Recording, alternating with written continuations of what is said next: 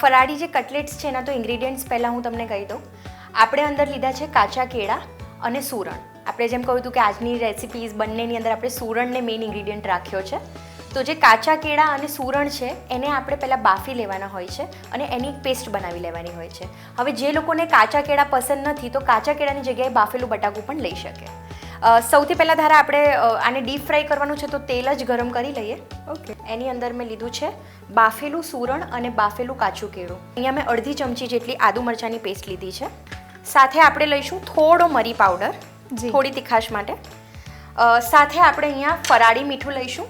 5 તારા ફરાળનું આપણે જે સિંધવ મીઠું છે તે લઈશું સ્વાદ અનુસાર. હવે સાથે અહીંયા આપણે હળદર પાવડર પણ લઈએ છીએ. ઘણી જગ્યાએ હળદર ખવાતું હોય છે ઉપવાસમાં, ઘણી જગ્યાએ નથી ખવાતું હોતું તો આપણે સ્કીપ પણ કરી શકાય.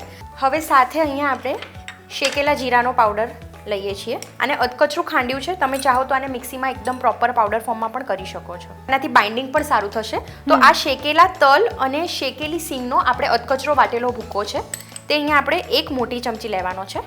અહીંયા આપણે થોડું ડેસિકેટેડ કોકોનટ પણ લઈએ, એટલે આપણે જે કોપરાનું છીણ કહેવાય તે 1 ચપટી જેટલું મેં લીધું છે. મને પર્સનલી પસંદ છે એટલે નાખ્યું છે, કોઈ અવોઇડ પણ કરી શકાય. અને સાથે મેં અહીંયા કોથમીર, લીલી સમારેલી કોથમીર લીધી છે. તેનાથી લુક પણ સરસ આવશે અને થોડો ટેસ્ટ પણ સારો લાગશે. હવે આને બાઇન્ડિંગ સરસ મળે એના માટે આપણે અહીંયા રાજગરાનો લોટ લેવાનો છે. તો અહીંયા મેં 5 તારા બ્રાન્ડનો રાજગરાનો લોટ લીધો છે. તેને આપણે હાલ પૂરતો 1 મોટી ચમચી નાખીશું અને હવે આને આપણે બરાબર મિક્સ કરશું. ઓકે ધારા, તમે જોઈ શકો છો કે આપણી બધી ટિક્કી સરસ રીતે રેડી થઈ ગઈ છે.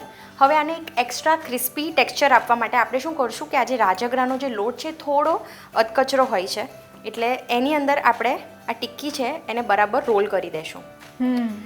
ઓકે ધારા, તો આપણે સર્વિંગ પ્લેટમાં આપણી કટલેટ્સને લઈ લીધી છે.